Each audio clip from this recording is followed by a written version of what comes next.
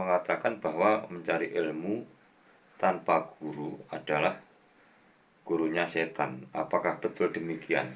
Karena banyak sekali pendapat ini berbeda-beda. Ada yang mengiyakan, ada yang mengatakan tidak. Nah, ini kan perlu kita cari tahu ilmunya itu bagaimana ya. Ilmunya bagaimana? Suatu contoh seperti ilmu pengetahuan, itu ada buku-buku ilmu pengetahuan. Jadi orang-orang yang membaca buku itu apakah gurunya setan? Itu kan harus kita cari pemahaman yang benar seperti itu, apakah betul. Makanya dalam video ini akan kita simak. Ini pemaparan yang sangat bagus dari Kiai Haji Buya Sakur Yasin. Ini tentang berguru tanpa guru. Maksudnya ini mencari ilmu tanpa guru, apakah benar itu gurunya setan.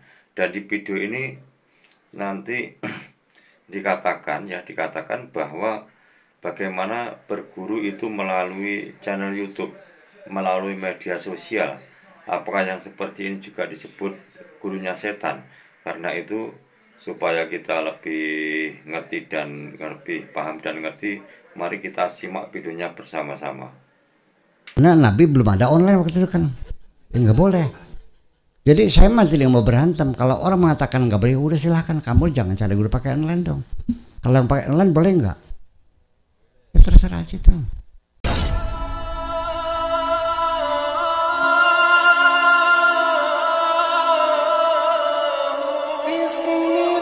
Bagaimana pendapatnya jika mencari guru di online gitu. Contohnya di Google gitu, di YouTube gitu.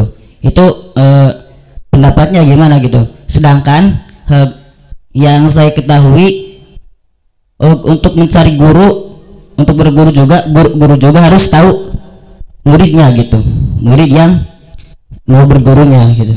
Seperti itu. Bagaimana pendapatnya seperti itu, yang mencari ilmu secara online seperti itu. Mungkin. Assalamualaikum warahmatullahi wabarakatuh. Fokus. Ya, sementara ini banyak orang Muslim yang berguru ke YouTube atau ke media-media online, Bu ya. Nah, berguru yang semacam ini dibolehkan atau bagaimana, Bu ya? Oke. Cebok pakai tisu boleh nggak?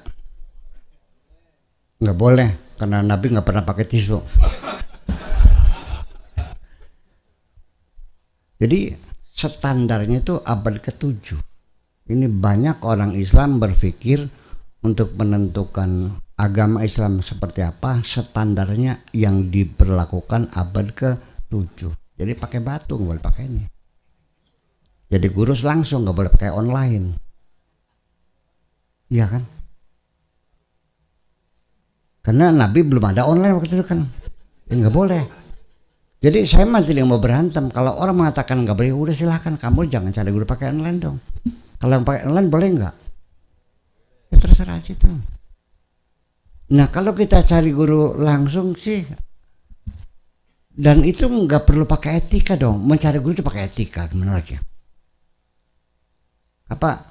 Metode bukan atau cara atau kiat-kiatnya bagaimana, bukan etika. Etika urusnya bukan itu tadi. Jadi sedangkan dari etika ya. Ya, jadi bukan etika. Bagaimana murid beretika terhadap gurunya ketika dia menimba ilmu, itu ada etikanya kan gitu. Apakah boleh membantah, apakah boleh bertanya, kan begitu dan sebagainya. Bagaimana cara memuliakannya kan gitu kan, itu namanya etika. Tapi kalau mencari guru ya etikanya nanti belakangan, bukan aja dulu. Saya kira bukan hanya berguru, cari jodoh juga sekarang pakai online kok. Ya tetap aja akibatnya hanya dua kemungkinan, mungkin berhasil mungkin gagal. Apakah langsung lebih berhasil? Enggak juga, yang langsung gagal juga banyak. Itu mah nasib-nasiban aja. Nah, cuman yang di sini diperlukan adalah kehati-hatian, perlu adanya klarifikasi, check and recheck. Ya kan begitu. Kita ya sekalipun sifatnya apa namanya confidential evidence, tidak masalah kan, kita cari informasi keterangan dari yang lain, perlu kesaksian bagaimana, bisa kan, itu namanya juga confidential evidence kan gitu. Jadi ya circumstances evidence, maksud saya circumstances evidence gitu, jelasnya kita pelajari, lihat ya kiai pondoknya berapa, santri berapa, umurnya berapa, dulu sekolahnya di mana, kan begitu. Betul enggak? Sekarang saya nanya, ini yang tidak online, sekampung dengan saya, dia tahu saya punya pondok apa namanya, ada santrinya, ada madrasahnya, umur saya sudah 72 tahun, dan orang tahu saya mondoknya 20 tahun di luar negerinya, 13 tahun di Babakan Cibaringnya, dari tahun 58 sampai tahun 71, 13 tahun. Ya kan begitu. Tiap hari malam Senin sampai nggak muat parkiran, kan begitu. Dari Jakarta, Bandung, Tamu. Ya masih ada orang di atas Semaya masih mengatakan, Kaji Sakruk bisa apa sih? Itu kan persoalannya. Jadi nggak ada urusan mau online, mau langsung nggak ada masalah. Jadi pada akhirnya gini aja lah, ketika Allah akan memberikan hidayah kepadamu, Allah akan memperkenalkan kamu dengan seorang mursyid yang baik. Iya dong. Pakai online bisa. Kebetulan bisa. Tanpa disengaja naik kereta bareng-bareng ngobrol-ngobrol, nyambung kan gitu. Ya datang, oh udah pesantren. Ya kan, terus 2 kali 3 kali akhirnya dia tertarik, akhirnya udah saya mau terima jadi murid Pak Kiai, kan bisa terjadi. Yang direkomendasikan mengemampan kok, ya kan. Jadi artinya itu nanti ujung-ujungnya mah bahwa kalau Allah, sekali lagi ya, kalau Allah ingin memperkenalkan kepadamu, pasti Allah akan memberikan kesempatan untuk berkenalan dengan orang yang sudah kenal dengan Allah. Dan dia yang akan memperkenalkan. Itu saja persoalannya. Tetapi nanti kembali kepada nasibmu juga. Pengalaman membimbing orang ini macam-macam. Seperti saya ngajak orang ke Jakarta. Oke. Sampai Pamanukan dia berhenti, minta berhenti. Pakai sudah di sini aja. Ini sudah, kita udah sampai Jakarta. Mas, ini Pamanukan, bukan Jakarta. Itu jalan layangnya ada kan? Terus bangunnya tinggi-tinggi kan? Ini enggak, ya sudah silakan turun situ. Banyak murid yang begitu tuh. Belum nyampe dianggapnya udah nyampe. Sampai ngomong apa? Ilmunya buya wis kegogoan kabeh.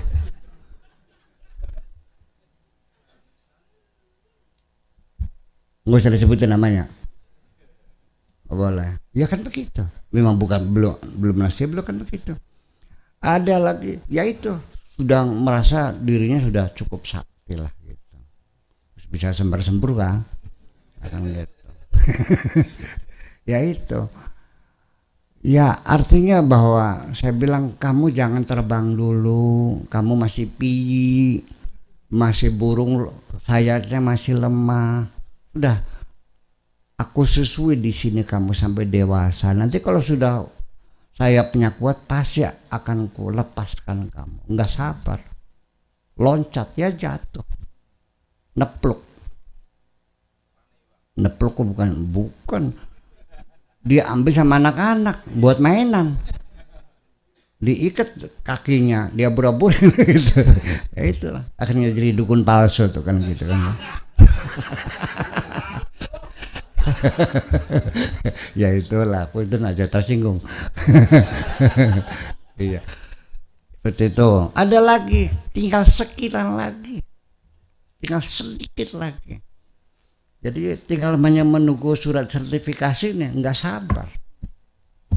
Ya, segera memisahkan diri. Itu ceritanya banyak sekali sama-sama itu. Iya kan? Bahwa yang tahu apa yang menjadi hijab di dalam dirimu, mursyidmu lebih tahu. kita melihat ini santri bebel banget gitu. Yang menjadi hambatan adalah sifat kesombongannya. Itu merupakan hambatan besar. Sehingga pernah terjadi itu seorang putra mahkota berguru pada seorang wali sampai 20 tahun. Dia mengeluh, Pak Kiai bagaimana 20 tahun saya ini belajar nggak ada deradat, nggak ada derdet gitu, nggak ada goyangan gitu. Kata gurunya, tambahkan 200 tahun lagi, bersujudlah kamu setahun sampai kepalamu jadi tanah, nggak bakal menyampaikan. Kenapa? Hijabmu terlalu tebal. Kenapa putra mahkota soalnya? Jadi gimana? Ya udah pulang aja. Nggak mau. Kalau belum berhasil masih mau pulang. Jadi saya tetap ikut. Boleh, tapi kamu harus siap melaksanakan segala perintahku. Siap nggak? Siap. Seberat apapun, sampai kapanpun. Oke. Buka baju kebesaranmu. Buka topi kebesarannya. Buka baju yang bagusnya. Ganti yang compang-camping. Sana pergi ke pasar. Bawa kacang, kalungkan ke leher kamu pakai karung. Di sana bagi anak-anak. Ya, katakan anak-anak yang nampar muka kamu kasih dia kacang. Ya, sampai dia orang gila. Berbulan-bulan dia udah dilempar, dimainan, dihina-hina. Akhirnya dipanggil. Apa yang kau rasakan? Aku baru sekarang merasakan betul-betul terhina. Ya, selama ini aku hanya berpura-pura saja. Tawadukku hanya berpura-pura, tapi masih ada kebanggaan semacam itu. Nah, itulah persoalannya. Jadi kalau masih ada kesombongan dalam diri kita, boro-boro manusia, Allah juga beli doyan. Iya. Nah, itulah makanya. Jadi ada lagi karena kemaksiatannya, orangnya betul maksiat ya. Ada lagi bermacam-macam. Nanti apa namanya, cara mengobatnya bagaimana, mu'alajah gimana, itu kan tergantung nanti guru. Makanya di situ dalam bertarekat itu kan ada BA, itu maksudnya mah supaya bisa diarahkan. Tetapi kembali lagi, saya tidak pernah menuntut PA kepada siapapun. Ya, saya tidak minta kamu setia kepadaku, nggak ada urusan. Ya, setia kita hanya kepada Allah dan Rasulnya saja. Betul nggak? Ikut saya boleh selagi saya masih benar.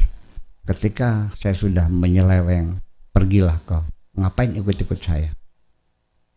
Ya kan begitu dong. Iya, jadi saya nggak perlu di beat, saya tidak menuntut dimuliakan, dihormati, di beat, setia, nggak ada urusan. Kita ini prosesnya bareng-bareng belajar benar, itu aja persoalan. Iya. Resikonya apa? Resikonya ya itulah, saya sering dihujat oleh santri saya sendiri. Itu resiko saya, resiko demokrasi. Ya, jadi ini tarekatnya tarekat demokratia namanya. Ya, murid boleh nanya, boleh membantah. Kalau anda berguru nggak boleh boro-boro lihat wajahnya, nggak boleh aja. Dulu gitu. Kita mata kumbang dalam remeh ngomong kok aja. Iya kan, ngomong saya makanya ya pakai kamu ngomong siapa sih ngomongnya? Nah, itu semacam itu. Jadi itu dibuat semacam itu saya tidak menyalahkan, itu membuat suasana supaya lebih fokus ya. Menghadap kiai ngesot kan gitu, jalan dengan lututnya. Saya nggak perlu gitu tuh, nggak usah buang muka ya, lihat muka saya ya kan begitu. Kalau saya salah, Anda tidak sulah Anda menegur saya. Ya, saya berterima kasih kalau saya salah. Kan itu persoalannya. Jadi sekali lagi kesimpulannya mah, aku dan dirimu tidak lebih 11-12. Ngerti 11-12? Ya, saya juga sama, masih nembe lagi galop, masih nembe lagi galop, mulai belajar, baru sedang akan mulai belajar benar, belum benar kok. Nggak ada kebenaran mutlak itu semuanya. Kita hanya mendekati kebenaran. Dan jangan mengkultuskan siapapun. Saya khawatirnya beat itu akan mengkultuskan, dan tidak boleh kita mengkultuskan siapapun. Ini sebabnya kita jadi sulit untuk bangkit, karena ternyata selain Allah terlalu banyak yang kita kultuskan sesungguhnya. Percaya nggak? Para imam-imam kita kultuskan semuanya. Kita akidahnya mengatakan bahwa yang maksum hanya Nabi Muhammad. Imam-imam tidak maksum, ucapannya, tapi prakteknya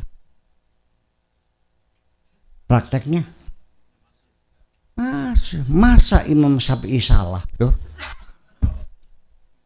Pinter silat tapi Imam Syafi'i. Dan kita sepertinya tidak boleh untuk mengkritisi imam itu. Itu satu.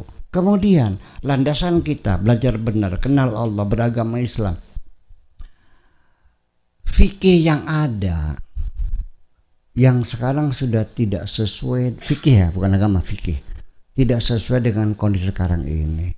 Masa istri sakit tidak wajib mengobati istri? Iya kan? Masa perempuan tidak boleh keluar rumah? Masa tidak boleh bisnis?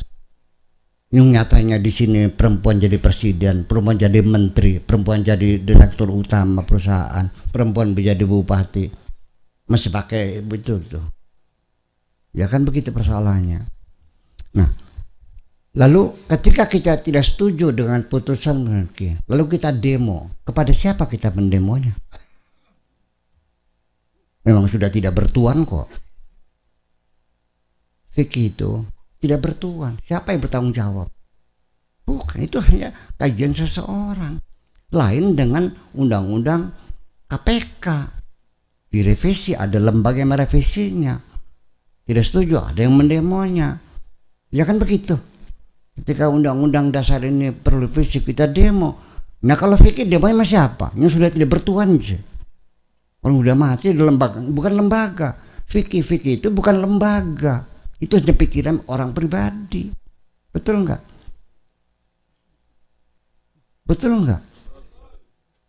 Nah itu makanya baru menjadi kekuatan hukum kalau sudah mendapat ratifikasi oleh Dewan Perwakilan Rakyat.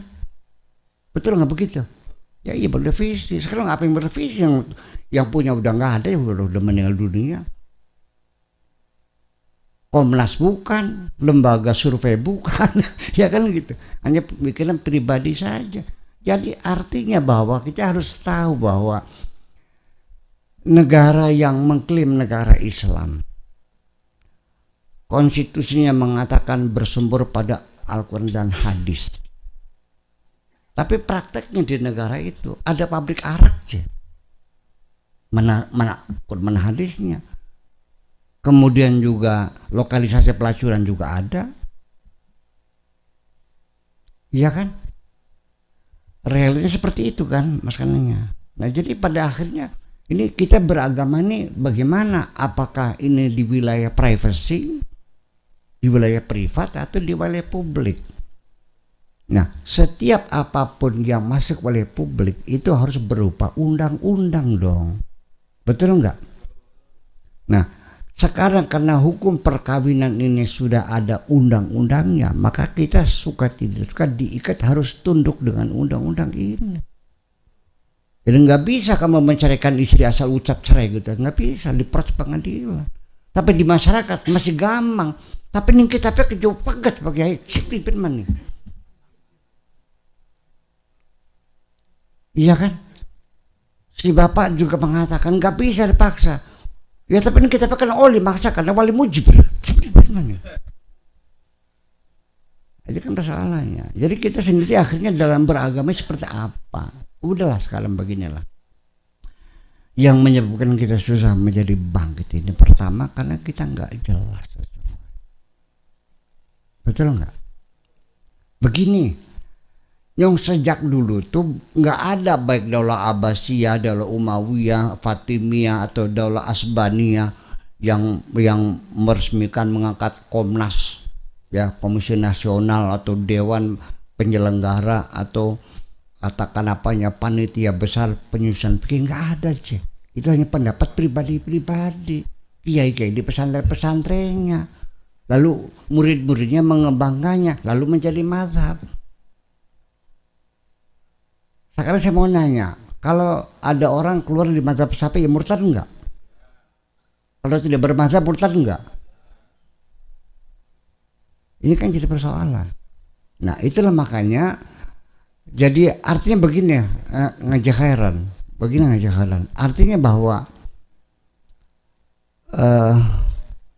kita sendiri dalam beragama Islam di sini, kenapa saya bermadzhab Syafi'i? Ya kan, di dalam Syafi'i ada beberapa kelemahan. Kenapa saya bermadzhab Syafi'i? Saya bukan urusan membela kebenaran seperti sok jagoan, enggak. Saya ingin hidup nyaman bersama kamu kok. Iya kan? Kalau saya mazhabnya pindah, nanti bahsul masalahnya dengan siapa? Itu persoalannya. Ya udahlah, nggak ada masalah. Ya kan seperti itu. Jadi akhirnya kita mengenal Tuhan, belajar pada mursyid. Dan mursyid yang Anda mau belajar apa sama mursyidnya? Mau belajar sakti, mau belajar ilmu nahu, ilmu sorof. Nah, kalau belajarnya belajar fikih, Anda bisa membantah guru Anda. Itu persoalan rasional, betul enggak? Tapi kalau gurunya guru ruhaniyat, itu prosedurnya beda. Itu makanya perlu beat itu kan gitu. Percaya enggak? Nanti lain persoalannya. Kalau ngaji fikih mah gak usah pakai guru, beli aja bukunya di toko, nggak masalah kok. Apa memang belajar nahu harus pakai mursyid? Bukan mursyid itu mah. Yang penting otak kamu cerdas, baca sini juga nggak masalah. Kan seperti itu. Tapi kalau persoalan yang sifatnya ruhaniyat, itu kan banyak seluk beluknya, banyak liku-likunya, banyak lorong-lorong gelapnya. Tanpa ada bimbingan yang intensif, Anda bisa tersesat. Percaya nggak? Nah kalau nongol iblis ngaku jadi Tuhan, kamu tanpa pembimbing, apa nggak kejeblos nih? Sekelas Nabi Ibrahim saja, nongol nggak iblisnya? Ngaku apa? Nah itulah makanya banyak sekarang, dan yang aneh lagi kadang-kadang dikasih kebocoran kesaktian bisa sebar sembur. Ya itu. Padahal mah mungkin begini, mungkin ini orang dikerjain oleh iblis, dikasih sakit mules siapa gitu, dibikin jadi gitu. Lalu kamu dikasih jampinya oleh iblisnya kan gitu. Yang nanti jampinya jampi kemurtadan lagi. Yang percaya di kitabnya nih, jimatnya surat Yusuf, falamma ra'ainahu akbarnahu wa qata'na aydahuna wa qulna hasya lillahi mahadza basyara. Itu kematnya. Tapi ditulisnya pakai kencing kucing. Disesatkan seperti itu. Paham nggak? Itulah persoalannya. Jadi jangan lalu katakan, makanya sekali lagi sebagai penutup, jangan kau anggap ketika orang itu sakti itu orang benar. Orang benar tidak mesti sakti. Banyak orang benar tidak bisa apa-apa kok. Betul nggak? Banyak orang sakti tapi orang nggak benar. Banyak nggak orang nggak benar sakti? Banyak. Kalau tukang sihir bener kan nggak? Sakti nggak? Bener nggak? Jadi bagaimana metode mencari guru yang benar? Satu, pakai standar syariat saja. Satu standarnya syariat. Jangan melihat kesaktiannya. Jangan melihat yang lainnya. Pokoknya secara syariat. Coba dia sholat, bacanya fatihahnya benar atau tidak, lihat wudhunya benar atau tidak, kencingnya cebok atau enggak. Ya, terus usahanya setiap hari halal atau haram. Kalau di hasil rental gimana? Hasil nipu orang. Sudah tahu tukang jualin tanah wakaf masih diandel baik kah? Jujur ini, tahu kok. ya warisan dan saudara dia sikat semuanya itu. Terus kamu orang nanggung masih tetap saja taklim saja, ya kan? Jadi standar syariat. Sebab bagaimanapun untuk masuk ke dalam wilayah torekot hakikat ma'rifat itu adalah intern di dalam, artinya di dalam rumah. Bagaimanapun ketika Anda ingin masuk rumah, tolong melalui pintu. Pintu itu adalah namanya syariat. Jadi masuk melalui pintu, yaitu coba lihat perilaku kiaimu itu secara syariat benar atau tidak. Kalau tidak bersyariat, sebaiknya tinggalkan saja. Paham nggak? Dan jangan kecewa, cari syariat. Nah, sekalipun syariatnya benar, belum tentu dia bisa menjadi mursyid. Apalagi yang syaratnya burak santak. Yang baca Fatihahnya masih wala bedolin aja, gimana lagi? Terus jadi mursyid pisan. Ya ada kan banyak begitu. Guru saya ternyata Masya Allah baca Fatihah nggak bisa aja. Kamu berguru sama orang seperti itu. Ya oke, saya setuju. Ada namanya wali majdub, ada yang kemarin masih jadi rampok, hari ini sudah jadi wali, ada yang tadi kemarin malam masih jadi pelacur, sekarang jadi ada. Seperti Rabil Adawiyah, seperti Darul Al-Masri, seperti Malik bin Dinar dan sebagainya. Tetapi itu kan barang jarang terjadi. Kalau nyontoh jangan yang jarang dong. Nyontoh yang biasa terjadi, yang sejak kecil bener gitu dong. Ngajinya wakal ibaratnya kan begitu persoalannya. Nah, jadi artinya nanti pada akhirnya bisa nggak masuk, bisa saja, silakan. Bisa nggak masuk rumah lewat jendela? Bisa. Namanya apa? Ya, jadi satu saya pesannya bukan etika tapi ada standarisasi. Pertama adalah syariah saja dulu, itulah yang menjadi standar bahwa dia layak menjadi mursyid atau tidak. Kalaupun syaratnya benar, belum tentu dia sudah mencapai level mursyid. Kalau mursyid ini bukan hanya orang yang sudah benar, tapi orang yang sudah bisa membimbing orang bisa menjadi benar. Itu persoalannya. Ada nggak di sini? Ada. Di mana? Cari aja sendiri. Ada nggak di Indonesia? Ada. Di mana? Peletaran PDF ya? Ini mencari mursyid yang benar sama seperti Anda nanya pada saya, pakai punya jarum nggak? Punya. Di mana? Saya taruh di alas loyang. Saya taruh jarum di hutan loyang. Ada nggak jarumnya? Ya harus kelihatan deh. Mengerti maksud saya? Artinya mencari mursyid yang benar-benar itu tidak semudah itu. Dan itu satu. Kedua, diamati dalam waktu yang cukup lama. Jangan kebal. Ya, diamati sebulan, 2 bulan, setahun, 2 tahun. Nah, baru gitu. Itu baru itu. Saya khawatir ini lagi banyak mursyid dalbannya. Ya, karena nanti ujungnya menggandakan uang. Nantinya ujung-ujungnya mencari merah delima, mencari pring, cari cangling,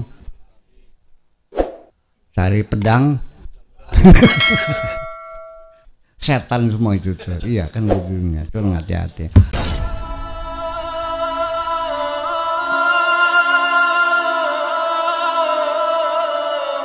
Bismillah.